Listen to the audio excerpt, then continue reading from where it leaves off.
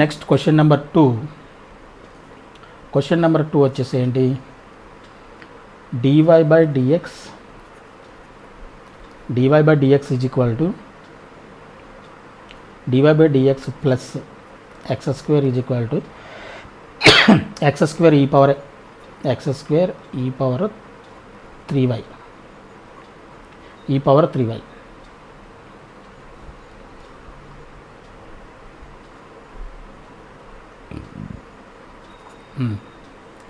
dy by dx plus x square is equal to x square e power 3y. Okay, ఇది question.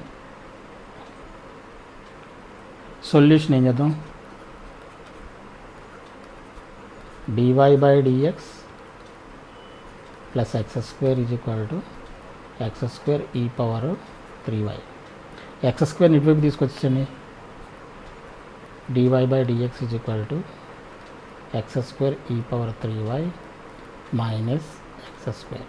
దీంట్లో x square common చేస్తే x square e power 3y minus 1 dy by dx. దీన్ని ఇటువైపు తీసుకొచ్చండి. ఇప్పుడు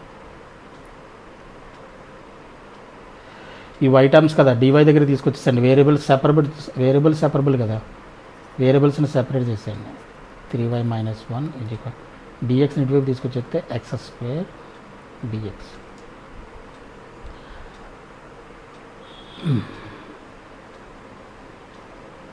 integrating on both sides.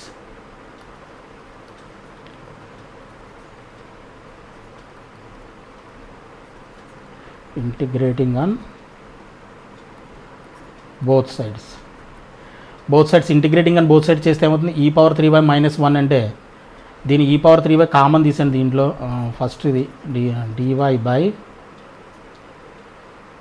e power 3y minus 1 is equal to integral x square dx.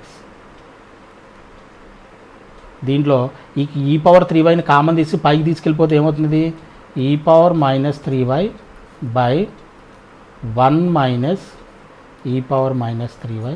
ఇది already ఇటువంటి లెక్క ఒకటి చేసాం మనం, ఆల్రెడీ ఒక క్వశ్చన్ చేసాం కదా ఎగ్జాంపుల్స్లోనే, ఎక్సర్సైజ్లోనే దీంట్లోనే చేసాం మనం. x square dx. ఇప్పుడు దీన్ని మనం t అనుకుంటే ఇదేమవుతుంది, మొత్తం dtలోకి అయిపోతుంది. ఒక మైనస్తో మల్టిప్లై చేసి డివిజన్ చేయాలి. డైరెక్ట్గా అలాగ అర్థమవుతుందా, లేదంటే put 1 minus e power minus 3y is equal to t. దీని డిఫరెన్షియేషన్ ఎంత అవుతుంది, 0 ఇది మైనస్ కాబట్టి minus e power minus 3y.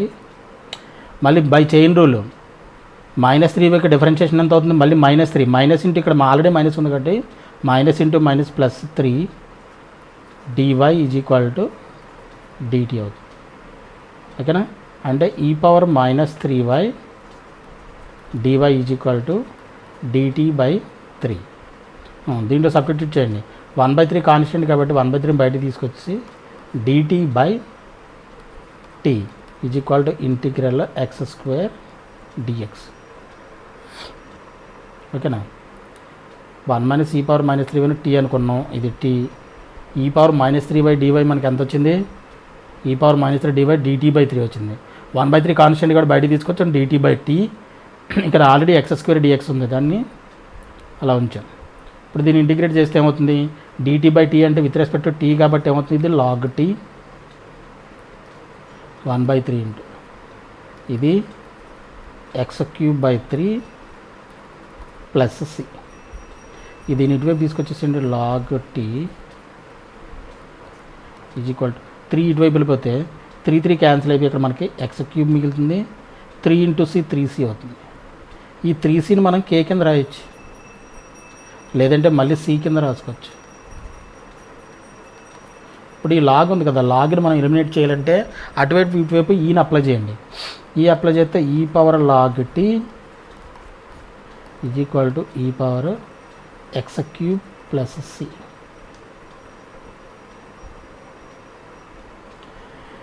అప్పుడు ఈ లాగ్ క్యాన్సిల్ అయిపోయి t ఈజ్ ఈక్వల్ టు ఏమవుతుంది మనకి, e power e to the power of m plus 1 ఉంది కదా, e to the power of c కింద రాయొచ్చు. అంటే ఇది e x power x cube ఈ పవర్ సిని ఇది మొత్తం మళ్ళీ ఆర్బిటరీ కాన్స్టెంట్ కాబట్టి దీని సమ్ కే అనుకోండి. T is equal to t అంటే నథింగ్ బట్ ఏమనుకున్నాం 1 e power minus 3y is equal to e power x cube into k. This is the required answer. This is the answer. 1 మైనస్ e power minus 3y is equal to e power x cube into k. This is the answer. ఇది question number 2. Question number 3 కూడా double star question 4 marks లాస్ట్లో discuss చేద్దాం. Question number 4. Question number 4 వచ్చేసి dy by dx is equal to dy by dx is equal to 2y tan hx 2y tan hx. Okay, ఇది question. Solution dy by dx is equal to 2y tan hx. Variable separate చేశాడు. 2yని ఇటువైపు తీసుకొచ్చేస్తే వైని ఇటువైపు తీసుకొచ్చేసండి. dy by y is equal to dxని ఇటువైపు వచ్చేస్తే 2 tan hx dx. ఇప్పుడు integrating on both sides. Integrating on both sides చేస్తే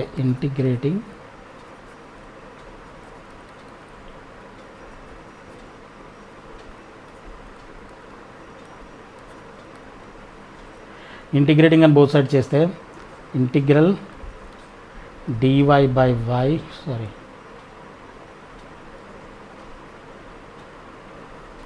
dy by y is equal to 2 constant కూడా బయట తీసుకొచ్చేసండి tan hx dx.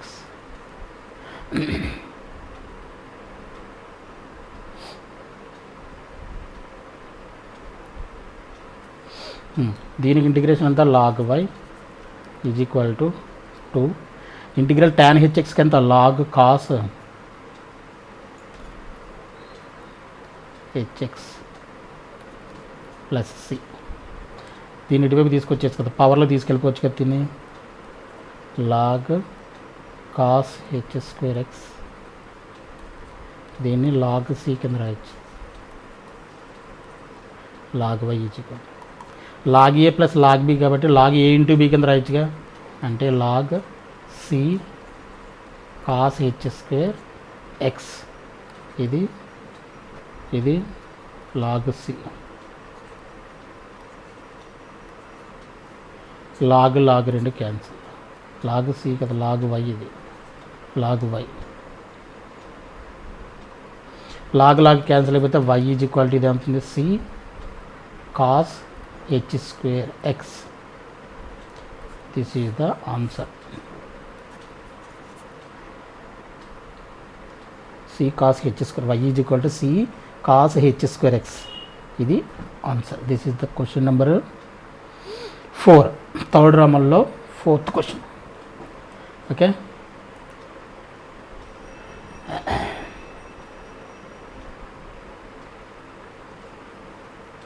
నెక్స్ట్ వచ్చేసి 5th క్వశ్చన్. ఫిఫ్త్ క్వశ్చన్ కూడా చాలా ఇంపార్టెంట్ క్వశ్చన్. 6th కూడా చాలా త్రిబుల్ స్టార్ క్వశ్చన్ 7 మార్క్స్, అది కూడా చాలా ఇంపార్టెంట్ క్వశ్చన్. నెక్స్ట్ 7th చేద్దాం. 7th question. 7th క్వశ్చన్ ఏంటి? dy by dx is equal to tan square x plus y. dy by dx is equal to tan square of x plus y. Okay,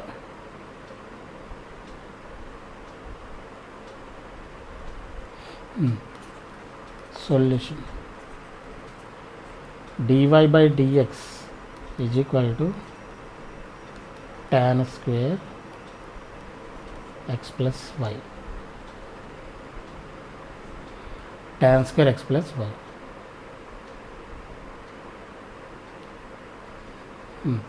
ఇదేంటంటే type 1 linear equation involve అయి ఉంటే దీన్ని వేరియబుల్స్ని separate చేయడం impossible. అర్థమైందా? ఎందుకని variable separate చేయలేము, ఎందుకంటే tan స్క్వేర్లో ఇవి x ప్లస్ y రెండు కూడా ఇన్వాల్వ్ అయి ఉన్నాయి కాబట్టి. సో అప్పుడు ఏం చేద్దాం మనం type 1 put x plus y is equal to type 1లో మనం ఏం చేస్తాం type 1 linear equation put linear equation is equal to linear equation is equal to t పెడతాం కదా మనం అర్థమైందా లీనియర్ ఈక్వేషన్ టీ అనుకొని చేస్తాం కదా అంటే ఇక్కడ లీనియర్ ఈక్వేషన్ ఇది x plus y is equal to t differentiating అని బోత్ సైడ్ చేస్తే 1 plus d y by dx is equal to dt by dx ఇప్పుడు d y by dx is equal to ఎంత అవుతుంది d y by dx is equal to dt by dx minus 1 అంటే ఇది equation number 1 అనుకోవట్లేదండి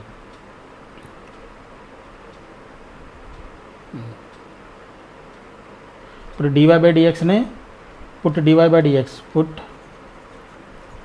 DY by dx is equal to dt by dx minus 1 in equation number 1 equation number 1లో పెట్టండి ఏమవుతుంది dy by dx is equal to ఎంత dt by dx minus 1 is equal to dt by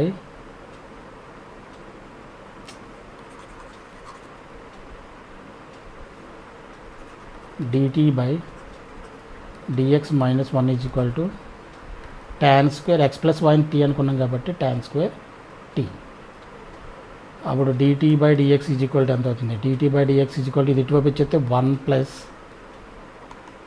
tan square t 1 plus tan square x nothing but ఎంత secant square x కదా అంటే 1 plus tan square t అంటే secant square t ఇది secant square t dt by dx ఇప్పుడు t ఇది t ఉంది ఇది t variable separate చేయొచ్చు ఇప్పుడు t by secant square t is equal to dx integrating on both sides ఇప్పుడు integrating on both side చేయండి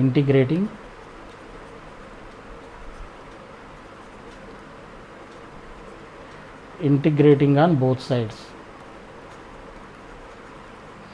integral dt by secant square t is equal to integral 1 dx 1 by cos square t nothing but 1 by secant square t nothing but అంటే cos square t కదా integral cos square t dt is equal to integral 1 dx cos square t ని ఎలా రాయొచ్చు మనకు formulas ఉన్నాయి కదా 1 plus cos 2x is equal to 2 cos square x అంటే 1 plus cos 2x by 2 is equal to cos square x ఇలా రాయొచ్చుగా 1 plus cos 2x by 2 cos square x అని ఇక్కడ t ఉంది కాబట్టి cos square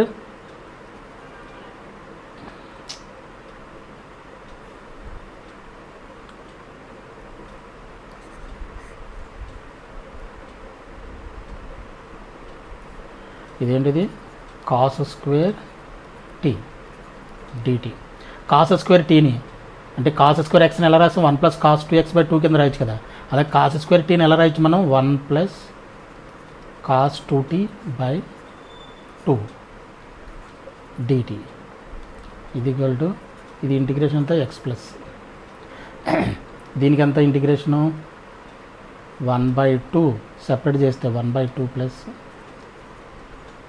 cos 2t by 2 డైరెక్ట్గా 1 plus బయటికి తీసుకొచ్చేయండి అసలు 2 constant కదా బయటికి తీసుకొచ్చేస్తే 1/2 integral 1 plus cos 2t dt is equal to x plus దీన్ని ఇంటిగ్రేట్ చేస్తే 1కి integration with respect to t కాబట్టి టీ ప్లస్ దీనికి సైన్ 2t బై 2 ఓకేనా 2 is equal to x plus c 1/2 into 1/2 అయితే ఇప్పుడు ఏమవుతుంది